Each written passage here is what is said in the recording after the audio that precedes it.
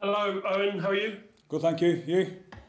Yeah, fine. Thank you very much. We were just talking to Eddie about your new vice captains and how it's just a shift in the diversity, the makeup of the leadership team, not a reflection on what went before. I just wonder whether you could give us a perspective as the captain on how those three in particular have worked with you and helped you in the last couple of weeks. Oh well, we're only at the start of it at the minute.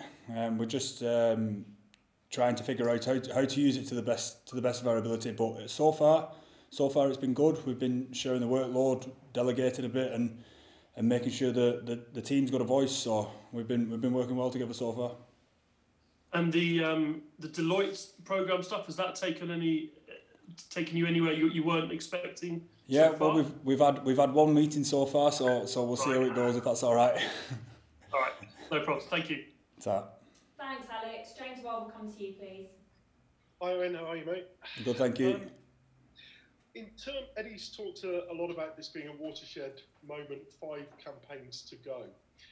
We know Tonga are going to be physical. We know the game's going to be lacking a little bit of structure, possibly from their side. What couple of things do you want to see on in terms of building style and building a quicker attack for England and taking advantage of that quick work ball?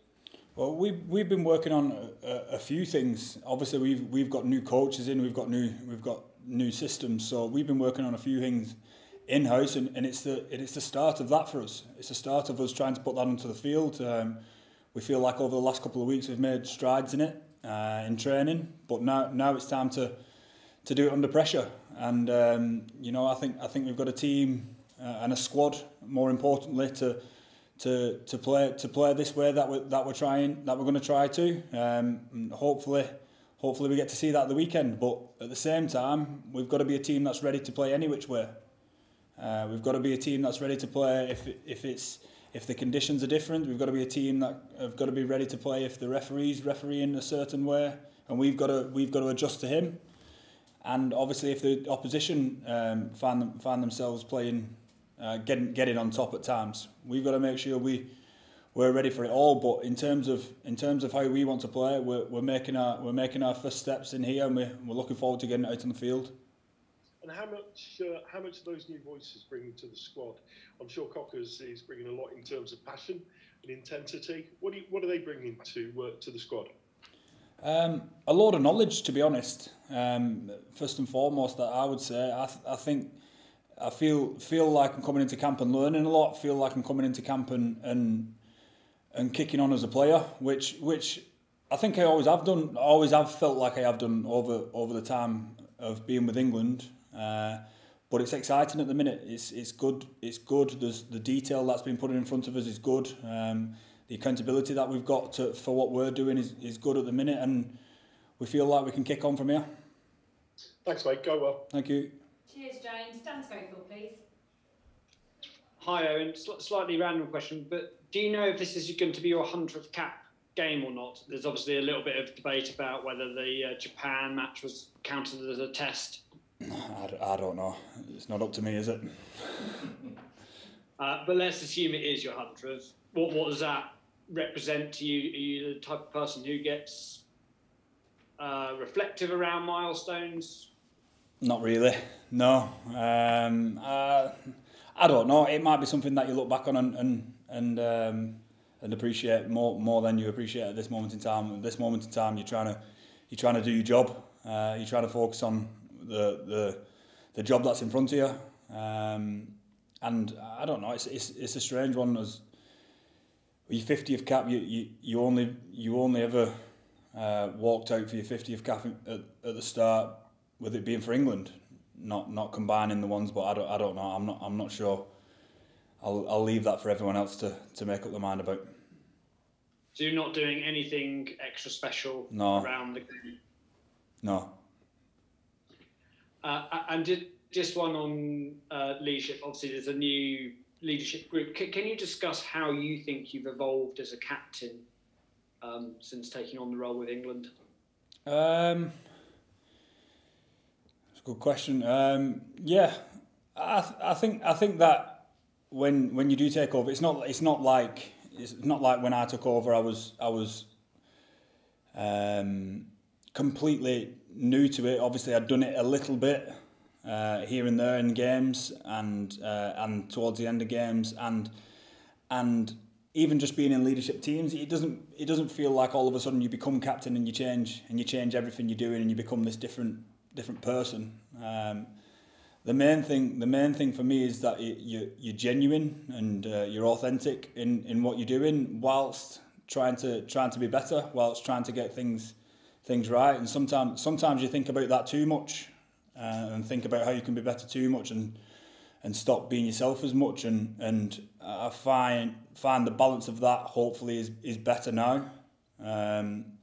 Is better of, I feel comfortable in being myself now, and still obviously making mistakes, but being able to deal with them and knowing that they're from a good place. And just one last one, if I may. Who would you say was the greatest captain you played under, or who was the guy you really admired for their leadership? Yeah, that's a difficult one to pick out. There's too many, and all in very, very different ways. So probably the ones that I played under for the longest would be Dylan and Brad Barrett. But there's some brilliant captains before that as well on both sides. So I can't really pick one out. Thank you. Thank you. Thanks, Dan. Harry, we'll come to you, please. Afternoon, Owen. First time in a long time you'll get to play in front of a full house at Twickenham, hopefully. How does that change things from your point of view as a captain and as a player, I guess? Well, hopefully, Harry, it makes everything that bit more exciting. It makes us want to play well even more. It makes us buzzing to take the field on Saturday. There's people who's got a good few caps here in camp that's never been played in front of a crowd at Twickenham. So, what an experience that's going to be for them. There's a new cap that hopefully is going to get to run out rightly so in front of 80,000 people at home. So. That's something that we're massively looking forward to, and that adds to the occasion on Saturday. Eddie talked about arousal levels during the Six Nations. How has that looked in practice this week? Have you done anything different, I don't know, from then to prepare for having a full house back? No, we'll probably narrow our focus now leading into the game. We'll probably open it up and see how people are feeling, and try and get on the same page as a playing group and grab hold of it that bit more towards the end of the week. So I'm sure we will have a chat and narrow our focus, yeah. And finally from me, Manu Tuilagi back in an England shirt. How does he change things with a player of his presence and ability? How does that change things for you? Well, obviously Manu's a game breaker. Manu's someone that makes something happen, makes a lot happen, sometimes out of nothing, which you probably need in test matches at times. But probably the bit for me that's the best bit about Manu is how much he enjoys playing for England, how much of a smile he's got on his face when he goes out there to represent England, and that's something that really, from my personal point of view, makes me love playing with him. That and his ability to beat defenders, obviously. Thanks, Owen. Thank you. Thanks. We've run over quite a bit today, so if I could ask for Alex and Hugh's questions to be quite quick, that'd be great. Otherwise, Owen and I are walking to the next hotel and not getting on the bus. So, Alex, we'll come to you, please. Thank you. Miles away as well. It is, yeah. Owen, hi. Alex, just a quick one.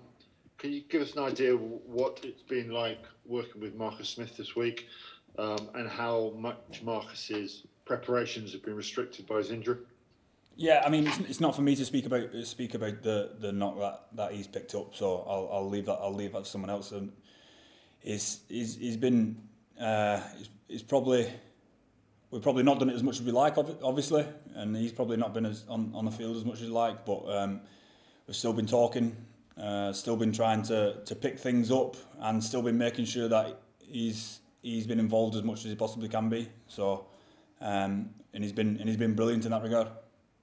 Do you have any doubt that he's ready if called upon? If he had to come on and play 79 minutes, he'd be absolutely ready for this challenge? Yeah, definitely. No doubt. Thank you. Thanks. Hugh, we'll finish up with you. Hello, Owen. Hi. I think you said once or twice over the years that your favourite position is fly half. I suppose we haven't got much time, but could you just describe why that would be? What you love about playing that in that 10 jersey? No, I don't think I've said my favourite is fly half. I think I said that I am a fly half. With the ability to play 12, hopefully. So it's, I've said over the years that even when I've got 12 on my back, it's not like I change completely as a player. I still play the way that I play with slight differences, obviously. But I'm still trying to be myself. I'm not trying to be anything that I'm not trying to change completely when I put a different shirt on. I guess at fly half you get the ball in your hands. You get the ball in your hands and you get probably more touches. So being able to control a game in that term is touching the ball is important. So I guess that's why I've liked being there. But I am more than happy to play in any position if it means it's better for the team, and that's always been the case.